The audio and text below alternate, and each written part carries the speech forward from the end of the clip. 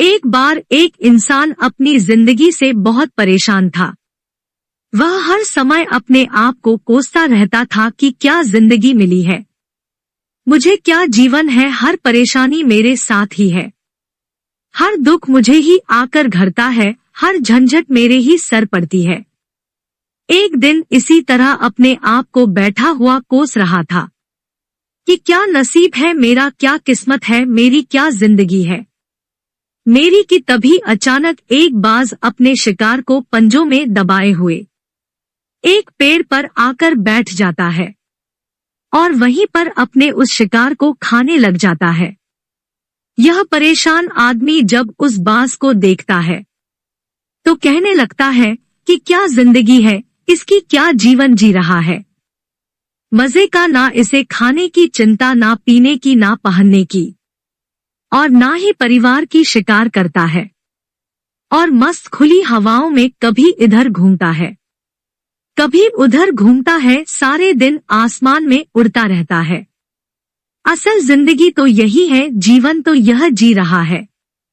और फिर वह आसमान की तरफ देखकर जोर जोर से चिल्लाता है कि काश मैं भी एक बाज होता तो मुझे भी कोई दुख ना होता, मुझे भी कोई परेशानी ना होती, काश मैं भी एक बाज होता।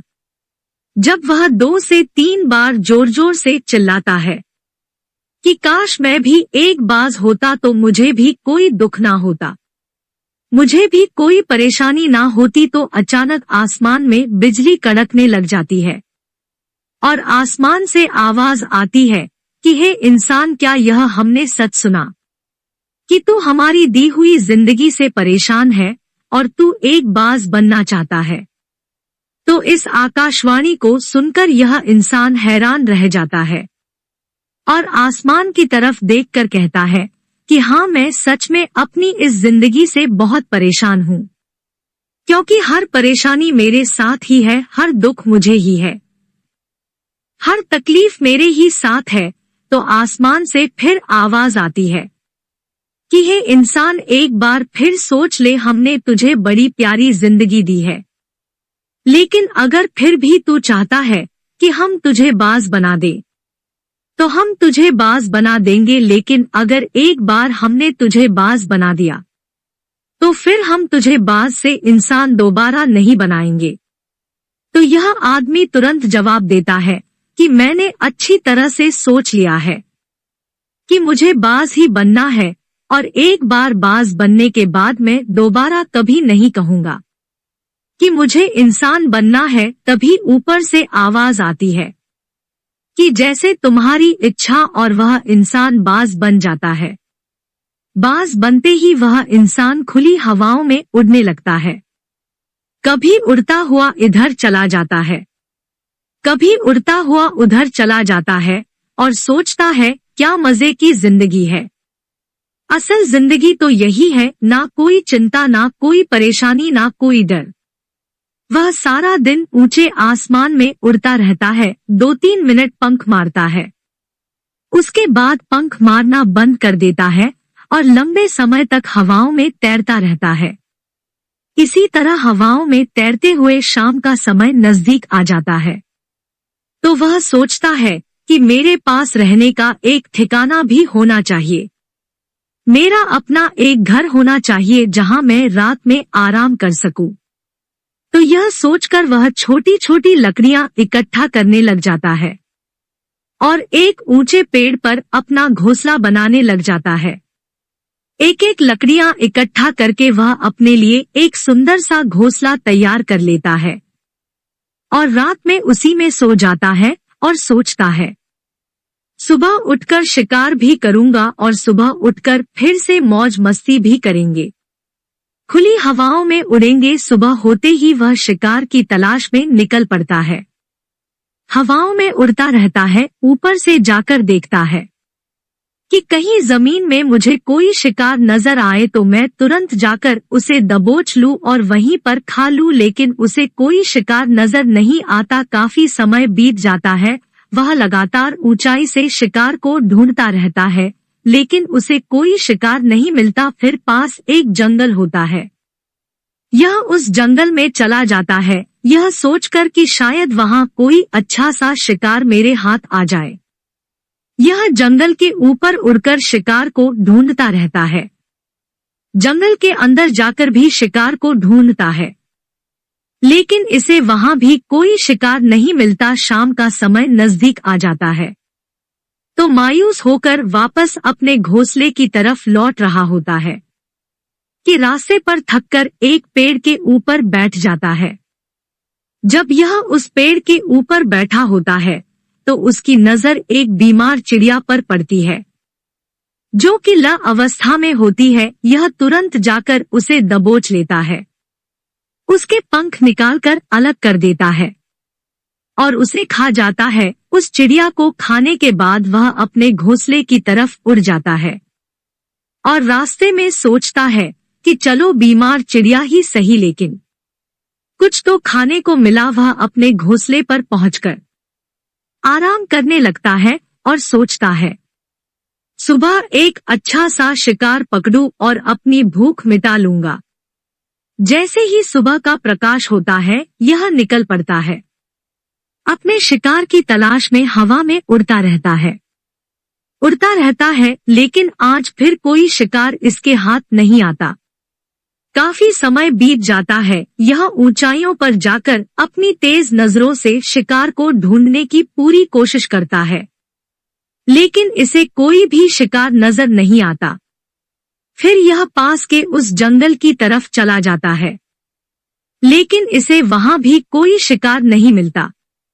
इसी प्रकार पूरे दिन उड़ते उड़ते शाम का समय नजदीक आ जाता है तो यह निराश होकर वापस लौटने लगता है और रास्ते में एक पेड़ पर आकर बैठ जाता है। सोचता है शायद आज फिर कोई बीमार चिड़िया मेरा इंतजार कर रही हो, लेकिन हर बार किस्मत मेहरबान थोड़ी होती है। आज इसे कोई बीमार चिड़िया नहीं मिलती। यह थक हार कर वापस अपने घोंसले की तरफ चल पड़ता है और घोंसले पर पहुंचकर भूखा प्यासा ही सो जाता है और सोचता है कल सुबह एक बड़ा सा शिकार पकड़ा और आज की भूख भी मिटा लूंगा।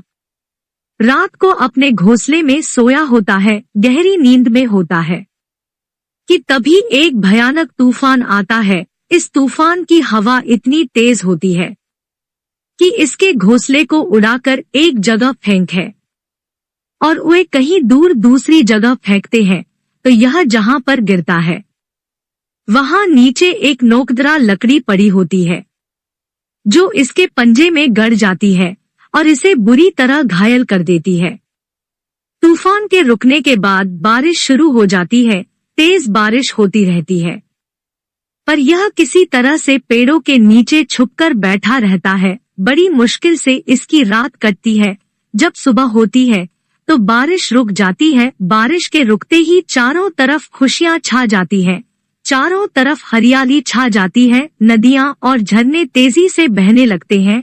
सब कुछ फिर पहले के जैसा हो जाता है, लेकिन यह बाज अब पहले के जैसा नहीं रहा। इसका पाँव बुरी तरह घायल हो चुका है। इसके पंजे में जो लकड़ी लगी थी उसकी वजह से इसका पंजा बुरी तरह छत हो गया है। और मैं आपको बता दूं कि बाज का जो पंजा होता है वह उसके शिकार को पकड़ने के लिए सबसे जरूरी होता है, क्योंकि बाज अपने पंजों से ही अपने शिकार को पकड़ता है, दबोच होता है और फिर अपनी चोंच के माध्यम से नोच नोच कर खाता है। लेकिन अब इस बाज का पंजा बुरी तरह से घायल हो चुका था और वह पिछले 2 दिनों से भूखा भी था। यह शिकार की खोज में थोड़ा सा उड़ता है कि शायद फिर कहीं कोई बीमार चिड़िया इसे मिल जाए, लेकिन कहाँ बार बार कोई बीमार चिड़िया मिलने वाली थी। वह कुछ देर तक उड़ता है, लेकिन फिर भूख और दर्द के मारे थककर एक पेड़ पर आकर बैठ जाता है। वह पेड़ पर आकर बैठ तो जाता है, लेकिन उसे पता नहीं था कि यहाँ एक और मुसीबत उसका इंतजार कर रही है। और वह मुसीबत यह थी कि 8-10 कौओं का एक झुंड मिलकर इसे परेशान करने लग जाते हैं। इसके ऊपर आकर इसके घाव में चोंच मारने लग जाते हैं। उन्हें भी पता चल जाता है कि यह बाज घायल है और भूख की वजह से कमजोर भी है। यह बाज उनसे बचने के लिए थोड़ा सा उड़ता है और फिर जाकर बैठ जाता है, उनसे पीछा छुड़ाने का प्रयास करता है, लेकिन वह फिर इसके पीछे आ जाते हैं। तो यह फिर उड़कर थोड़ी दूर चला जाता है, लेकिन वह इसका पीछा नहीं छोड़ते और बार बार इसके पास आकर इसे परेशान करते हैं।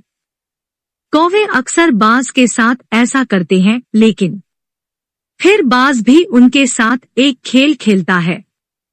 जब कौओं का झुंड बाज को परेशान करता है और उनका पीछा नहीं छोड़ता, तो बाज हवा में सीधी उड़ान भरने लग जाता है। वह तेजी से सीधा ऊपर की ओर उड़ने लग जाता है।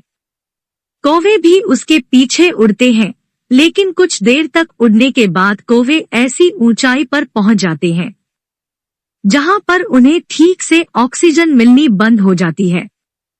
उनका दम घुटने लग जाता है, उनकी सांस रुकने लग जाती है। तो फिर वह वहां से ऊपर नहीं जा पाते, पर क्योंकि बाज तो बादलों से भी ऊपर उड़ सकता है, इसीलिए वह तो ऊपर चला जाता है, लेकिन कौवे वहां से ऊपर नहीं जा पाते और वो नीचे आने लगते हैं। तो इस तरीके से बाज उनसे अपना पीछा छुड़ा लेता है, लेकिन ऐसा करने के लिए, इतनी ऊंची उड़ान भरने के लिए इस बाज के पास उतनी ताकत नहीं थी, क्योंकि यह भूखा भी था और घायल भी था। तो यह उड़ता और थोड़ी सी दूर जाकर बैठ जाता और कौवे फिर आकर इसे परेशान करने लग जाते। इसी तरह भूख और घायल हालत में एक दिन गुजर जाता है, दूसरा दिन गुजर जाता है, तीसरा दिन गुजर जाता है, लेकिन इस बाज की हालत में कोई सुधार नहीं हो रहा था। वह बद से बदतर होती जा रही थी। चौथे दिन जब यह बिल्कुल खत्म होने पर आ जाता है, इसके अंदर बिल्कुल ताकत नहीं बचती और इसका शरीर इसका साथ छोड़ने लगता है। तो यह किसी तरीके से उड़कर पास ही इंसानों की एक हॉस्पिटल होती है, उसकी छत पर आकर बैठ जाता है और वहां से आने जाने वाले मरीजों को देखता है और अपने आप से कहता है कि काश आज मैं एक इंसान होता, तो ऐसे छोटे मोटे जख्मों का हॉस्पिटल से इलाज करवा लेता, या किसी को बता देता कि मैं भूखा हूँ, परेशान हूँ, मेरे साथ यह परेशानी है। लेकिन आज मैं एक ऐसा बेजुबान परिंदा हूँ जो किसी से कुछ नहीं कह सकता, किसी को अपना दुख नहीं बता सकता, किसी से कोई मदद नहीं मांग सकता। यही बात सोचकर वह उसी छत पे अपना दम तोड़ देता है। वह अपनी जान की कुर्बानी तो दे जाता है, लेकिन साथ ही साथ हमें यह सीख भी दे जाता है कि आपको जैसा बनाया गया है, आप जैसे भी हो उसी में खुश रहो और उसी में बेहतर करने की कोशिश करते रहो, ना कि इस बात से परेशान रहो कि काश मैं ऐसा होता, काश मैं वैसा होता, काश मैं यह बन जाऊं। आपको जैसा भी बनाया गया है, आप उसी में अपना सर्वश्रेष्ठ करने का प्रयास करते रहो। दोस्तों, यह कहानी तो काल्पनिक है, लेकिन हमें जीवन का एक बहुत ही महत्वपूर्ण नियम सिखा कर जाती है कि हम जैसे भी हैं अच्छे हैं, बस हमें उसी में अपना सर्वश्रेष्ठ करने का प्रयास करते रहना चाहिए। यदि आप ऐसी ही कहानियों को पसंद करते हैं तो कृपया आप मेरे YouTube चैनल कहानियां विद सीमा को सब्सक्राइब, लाइक एंड अपने दोस्तों के साथ शेयर करें। धन्यवाद।